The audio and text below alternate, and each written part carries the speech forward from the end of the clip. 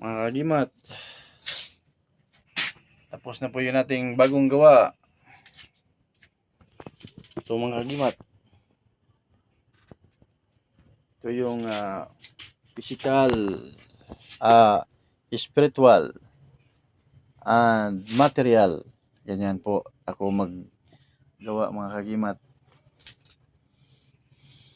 Ayan. Kasi kung ipaghalo nimo yung spiritual at saka material, okay man din. Equal balance yun. Pero ganito ako magawa ng mga karga kagimat. Kasi minsan, ito lang yung dinadala ko katulad nito. Tsaka ito, iwan ko ito. Kung sa material ang kagimat, kung ito yung dala mo sa material, ug sa Bisaya pakusog na siya kung mata ka, kung kabarog ka. Pero matulog ka, kini makagimat. Kini good.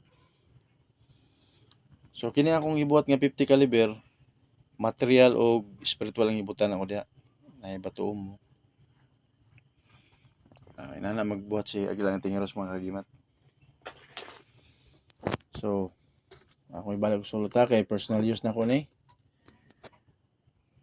Pwede mo mag-order ani. Pero dugay gini buhaton kay ritualan man nato ni. Lisod man gud buhat talargo niya saksak lang mo dan ay mga sekreto na mga kagimat nga mutugo gid siya. Mga kagimat nga halukan gina siya kay para labanan ta. Diyan na sa Dios. So kini mga kagimat i-release na nako ni. I-release ko na itong 3i ko na yung ano niya bulldozer. Kasi lahat na yan nandito na yan.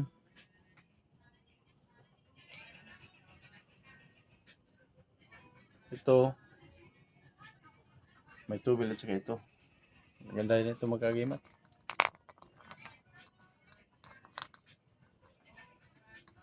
Lalakas yan sa baga panggira yan. Guwapo kung ma-assign ka sa hulo niyan o sa basilan. Ano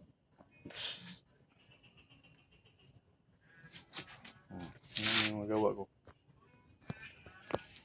Nabuo ko na yung 99 na klaseng mga mutya. Kulang pa yan. Punta pa ako ng Surigao, may kukunin pa ako doon. Doon kay Commander Liklik. Aabot pa yan ng 100 plus na mga mutya. Hindi ba yung kahoy ha? Mutya pa lang yan.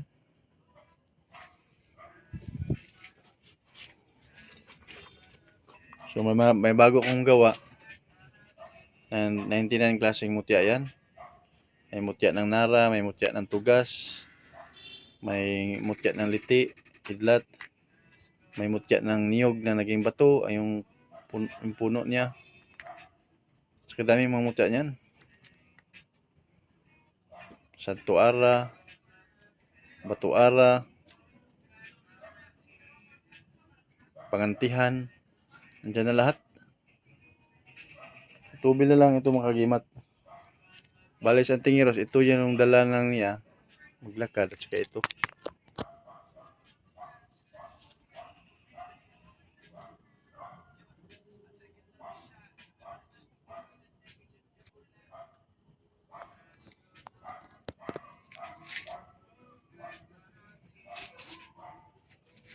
Kasi wala naman ako sa gira. Pero andun pa ako sa gira, gagamit talaga ako nito, ganito. Tsaka yung baon na walang mata, mga kagimat. Tsaka ito. Halos ngipin ng kidlat yan.